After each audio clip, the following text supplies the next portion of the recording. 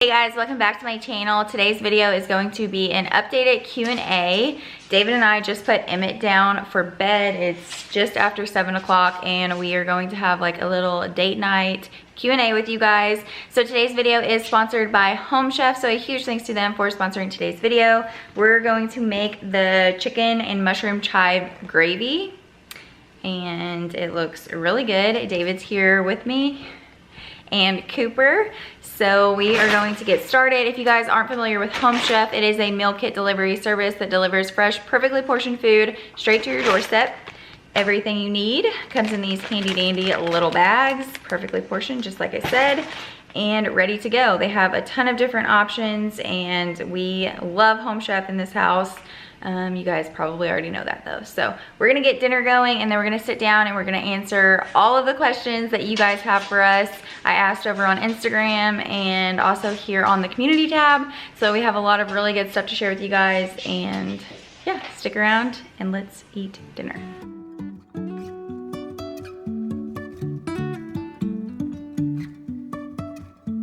Life is a winding road, no telling where it goes. Driving through days and nights, won't stop for traffic lights. And I really wanna know, if I will ever figure out where the road goes. Even if I'm falling down, I will keep on searching for my highs. You can say I lost my mind, I will keep on holding my head high. Even if the sky is falling down.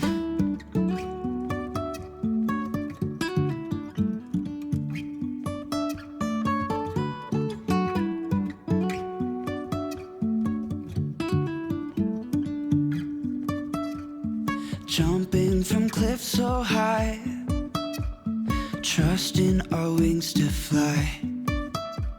Sometimes we're crashing down, but we get up and start from the ground. And I really wanna. If you guys are interested in trying Home Chef, then click the link in the description box and use the code Brooklyn for $30 off your first order. Home Chef is also being so generous in donating $5 for every new sign up to Feeding America for COVID-19 relief. You guys can start and stop the subscription whenever you want, and they have so many different options to choose from. You are sure to find something that will work for your family. There are oven ready options, which are my personal favorite. There are 5-minute lunches available. And then also Home Chef Express, which is cooking a meal in about 15 minutes or less. And then of course, everything is completely customizable to meet your dietary restrictions and your taste preferences. All right, we just finished up with dinner and it was delicious. Very good. How are your vegetables? That's really good. Really good. All right, we are going to go ahead and dive into these questions. I'm gonna start with my YouTube community tab with some of the questions on there. And we're just gonna jump right into it. So, let's see, the first question. Does David have plans to work a different shift other than nights? That must be so tough, especially with a little one. I hope so, but it all depends on school and a job whenever I'm going through clinicals. For those of you that don't know, David is a nurse and he is in nurse practitioner school. So once he graduates nurse practitioner school in a year, we are very, very hopeful that he will no longer be on nights, especially not nights or weekend option nights. Yeah. So Yeah, that's one big thing. I don't care to start on nights if it's a good job, but really don't want weekend nights again. yeah, it's a lot harder with him being on weekend nights with Emmett than it was before we had Emmett, because obviously I work full-time during the week, so the weekends is like our time off together. And you've been doing it for how long? 2.5 years. Yeah, So it'll be close to 4 years by the time. Yeah, so he did it for a year before Emmett was born, and I feel like it was fine. But now that Emmett's here, we want to do stuff on the weekends, so it does kind of suck a little bit, but it's temporary, hopefully. Okay. How do you work from home with a toddler? I would find it impossible. It is very, very difficult. Emmett has gone back to daycare now, which the days that he is at daycare, which is usually Mondays and Fridays, so David can sleep since he does work nights on the weekends. My days are very smooth because he's not here to distract me. However, David keeps him the other 3 days during the week, and that can be a little difficult because he'll want to run into the office and get on my lap or like bang on my computer or just touch everything. So that can kind of be difficult, but David does a really good job of keeping him like occupied and out of the office. A lot of times he'll just go upstairs with him, especially if I'm on like a conference call or if I'm on the phone with someone or if I have a meeting or something like that. David is really good about taking him upstairs to the playroom to keep him away from me. At the beginning of quarantine, whenever daycare was closed, it was very, very difficult to keep Emmett and to work. I actually moved our old kitchen table up to the top of the stairs. It's still there. We need to move it down. But I set my computers up upstairs on the table, and then I just let him like run the halls basically of the upstairs so he could go in his playroom and play.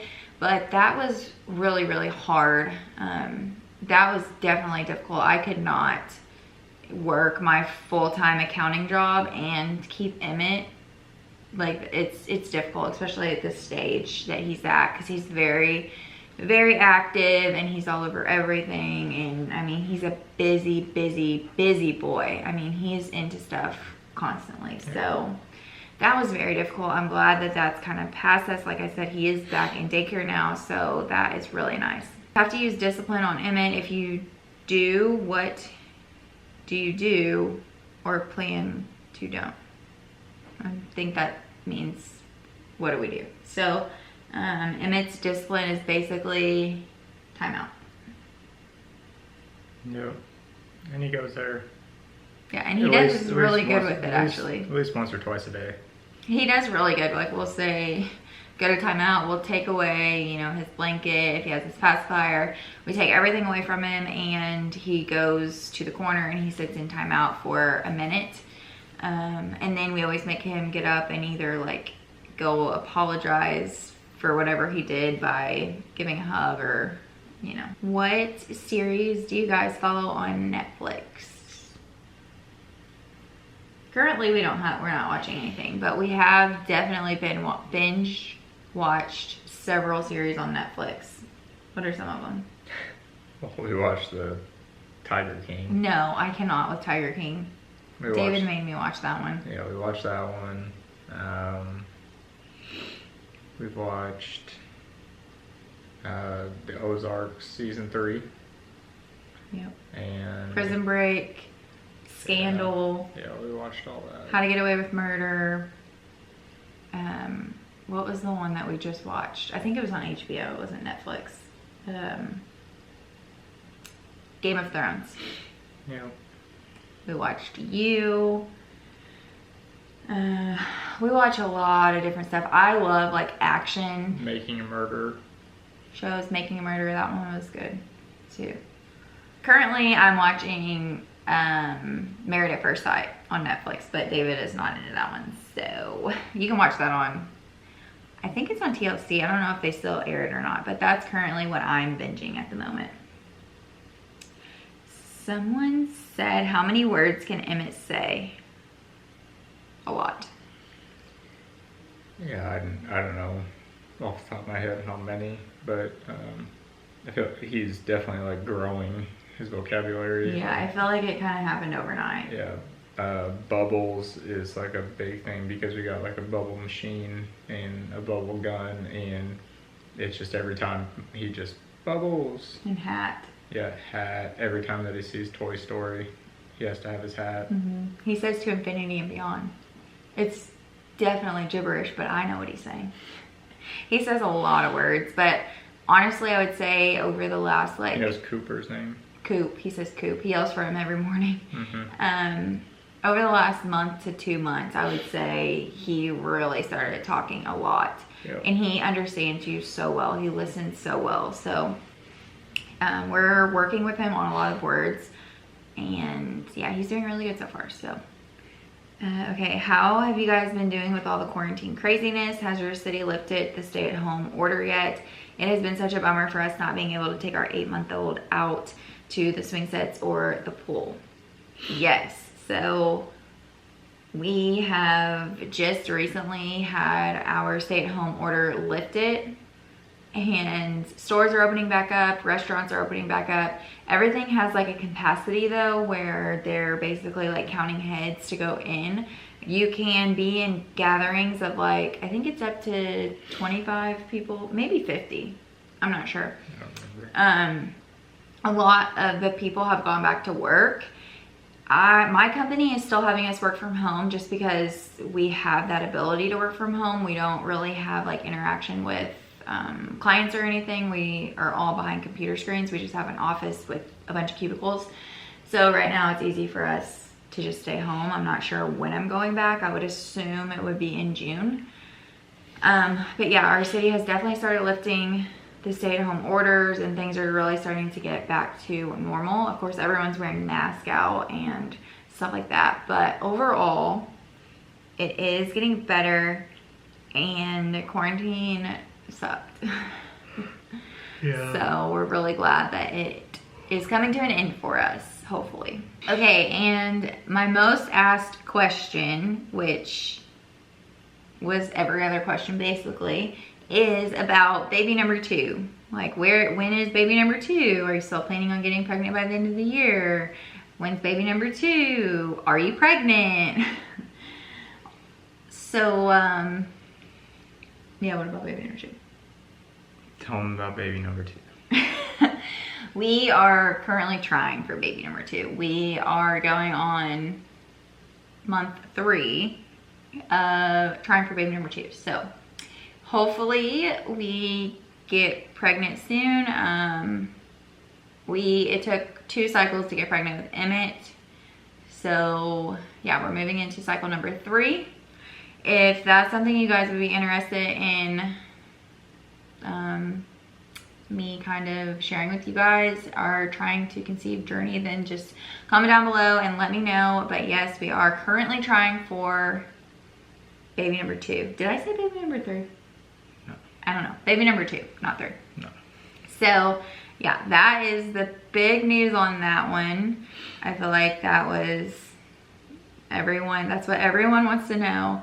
Another question was like, what do we want our age gaps to be between kids? And we wanted to wait until Emmett was at least 18 months to start trying. So we actually started trying when he was 17 months. I think he was 17 months.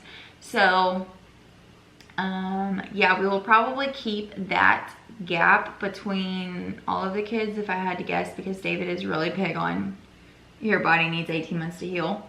So I would say probably 2 years between each of the kids is probably what we'll shoot for. And I feel like there was another question that was kind of related to that. Oh, this has been asked before in a previous Q&A, but what would you have named Emmett if he'd been a girl? His name would have been Savannah. And I always thought that I would still use the name Savannah, like when I was pregnant with him, but now I just associate it with that pregnancy, and thinking about the name Savannah Maldonado is so long. It's a mouthful. So we probably will not use that for a girl. Oh, this is the one. For baby number 2, are you going to try a VBAC? So I had a C-section with Emmett. And so a VBAC is a vaginal birth after cesarean. And what do you think about VBACs, Nurse David? No, nothing about them. Oh. I mean, we've talked about it before, so.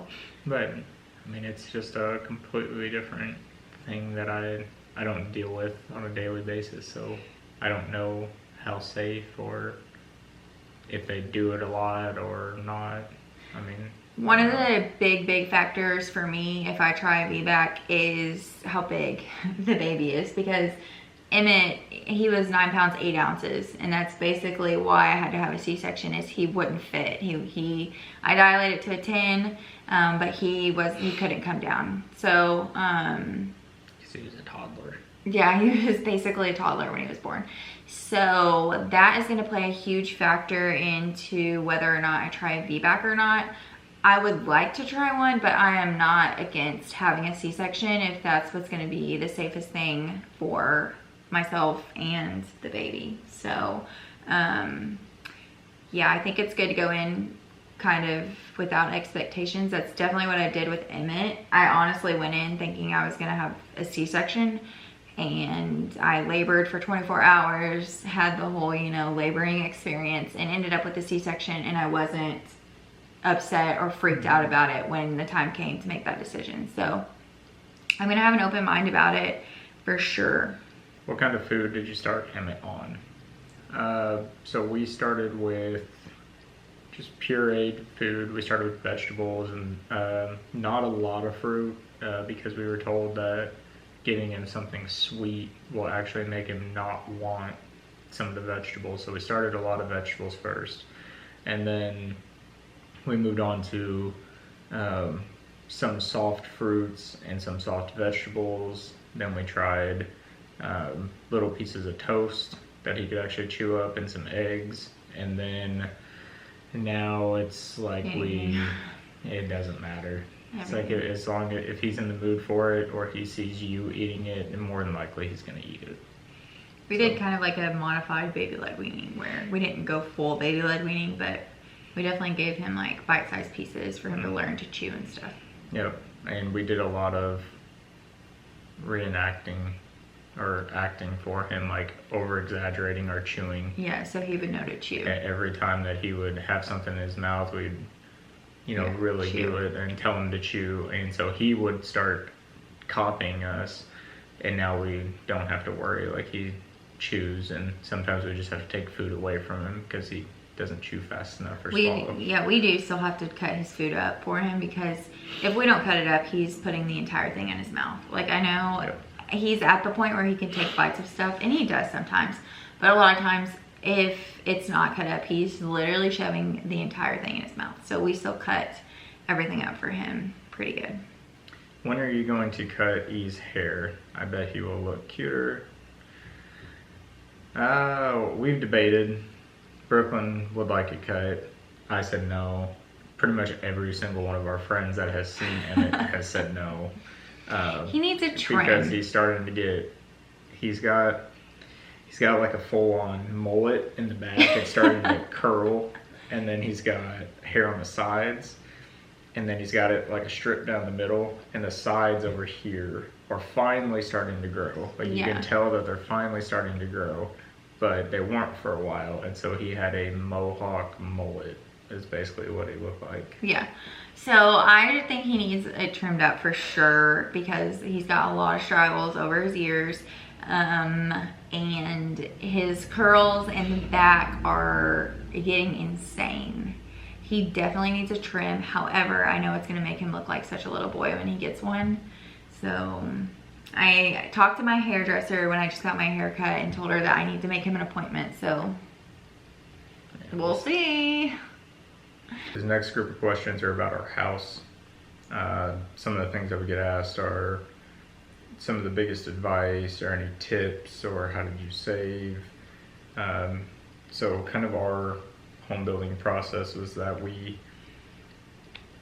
knew that there were going to be places that we wanted to build coming available really soon, and so we started planning about 2 months ahead. We started kind of looking, seeing. Not very far ahead of time. No, but the story was that we were in our old neighborhood, and they were going to be opening up lots, and we wanted to stay in our neighborhood. Yeah. And so we quickly made the decision that we were going to be outgrowing our house, and we knew we wanted to stay in the neighborhood.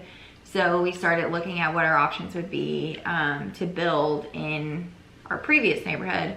And when we actually started looking at, you know, the properties and the houses, we quickly realized that it wasn't going to work for us and what we wanted. And so then that shifted us to a whole new direction. Totally, you know, it definitely pushed our plan ahead, because if we wouldn't have stayed in the neighborhood, I don't think we would have done it. But then we didn't want to lose out on the lot we thought that we got. Yeah, the lot that we got and being able to build this house, we didn't know how long it would be available, so we kind of jumped on it. We got very lucky and fortunate that our old house sold extremely quick, so that way we could start the whole process very, very soon. And as far as savings go, I mean, we've been saving. We had a pretty good chunk in our savings. That was like one thing that we wanted to do before we even thought about selling a house, was that we wanted to build up a good chunk just in case of an emergency. But then it turned into more of the house buying. Right, and we were planning on building with a different builder, so we were working on having the larger down payment for that. And then we also got a lot of equity out of our first home. We sold our first home for a lot more than we bought it for, because the market was just up so much and our neighborhood was growing. So we made a really big profit on our house, which also helped put down on this. So one thing though about our home is we built with a builder who has several communities. They have like floor plan layouts that you can pick. You can go walk through every house and see all the finishes, what the house is gonna look like.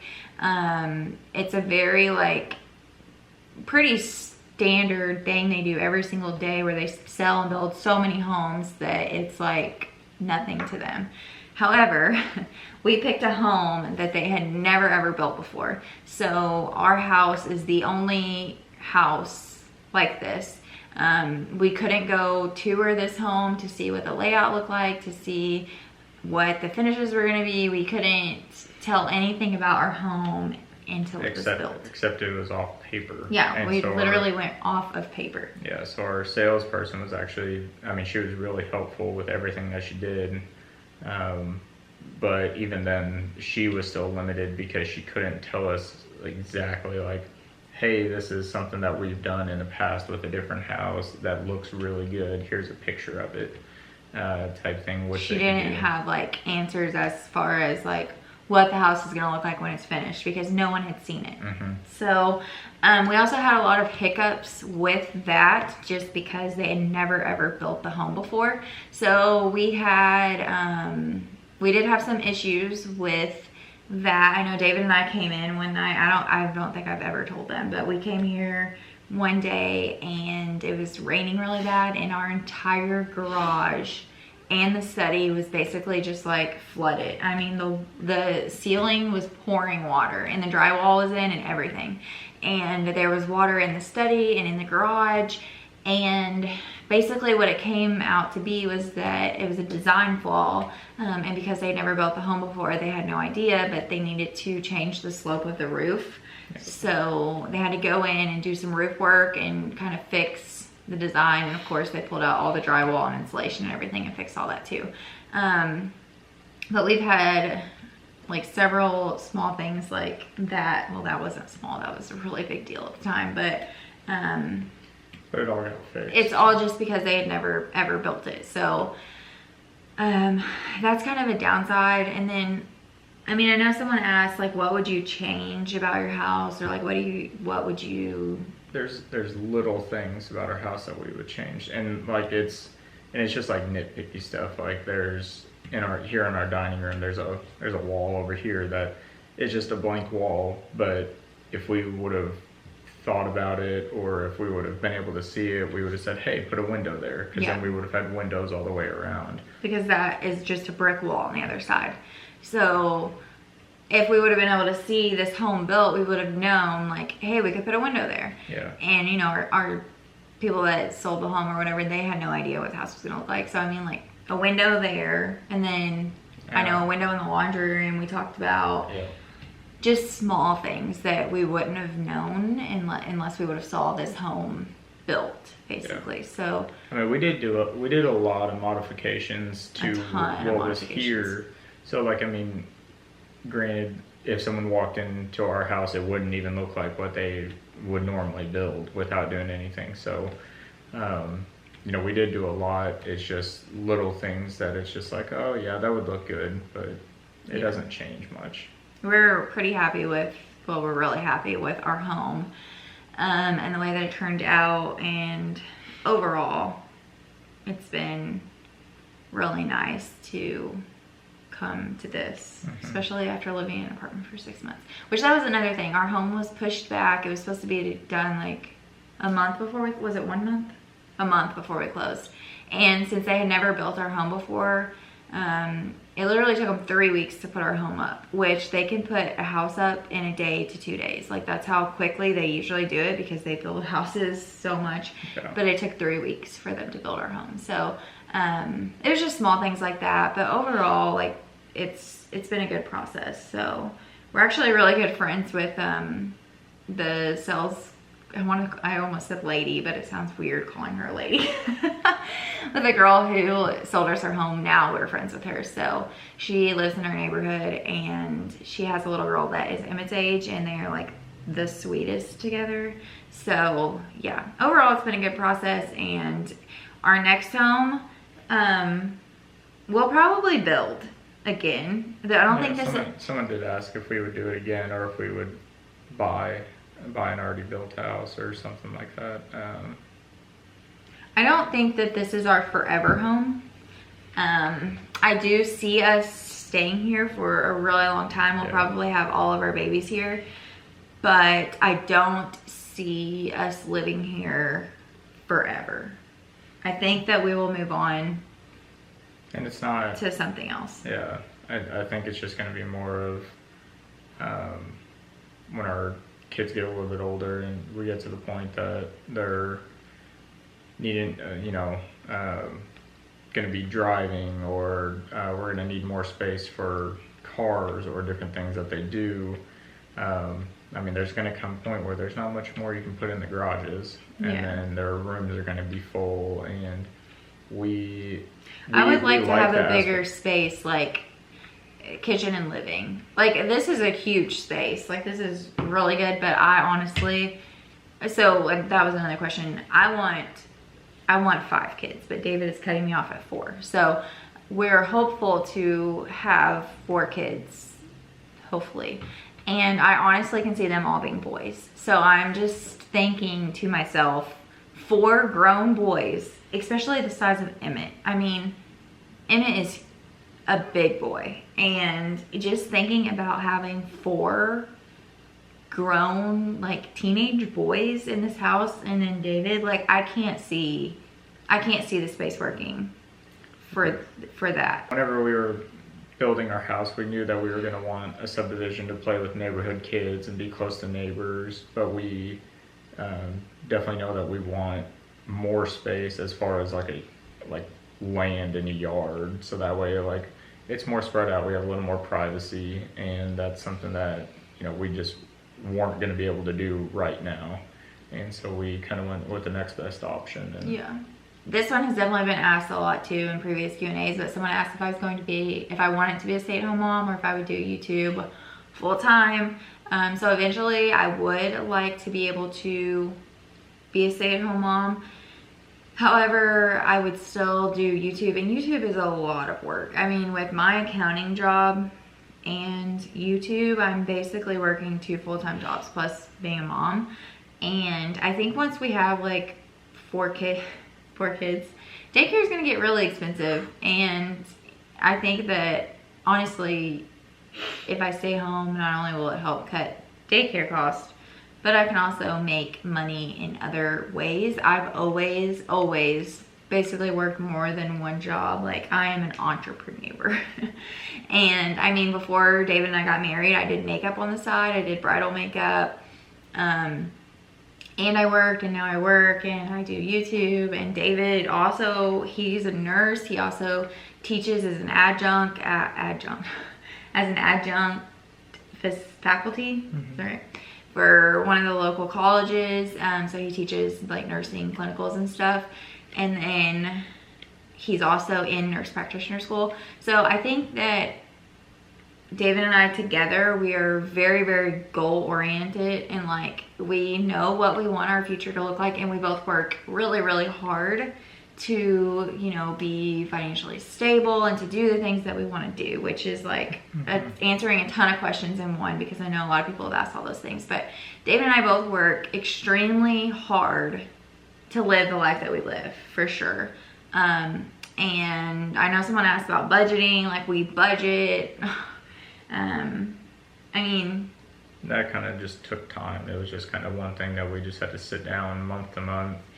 I mean, I'm an accountant, so it's easy for me. But until we got things kind of leveled out with what we wanted and figure out where we can save money and what we needed to pay off to get, you know, the money that we needed. And so, yeah, we just, we've kind of like set boundaries, and we know what we want our future to look like and how we're gonna get there. So financially, like, we're both just hustlers.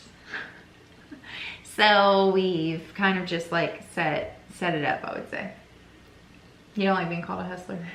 No, because we're not hustlers. We're not hustlers, but we do both work really, really hard. So, yeah. Okay, we are going to end the video here. This is probably really, really long. If you guys made it this far, then comment down below and let me know. But be sure to check out Home Chef. I will have the link and everything you need to know in the description box. You can follow us over on Instagram to stay with us, and subscribe to my channel if you're not already. We post fun stuff all the time. Oh, you forgot to answer the question about if you are still camera shy. He is. Yeah. Dave's just not a camera person, which is fine. It's totally fine. Just because I do YouTube doesn't mean he has to do YouTube. But he is a trooper, and he cooks me all my meals, and he cleans, and he does laundry, and he takes care of our child, and he sits and does Q&A videos with me. So it's love. But yeah, be sure to subscribe if you're not already, and we will see you in our next video. Thanks for watching.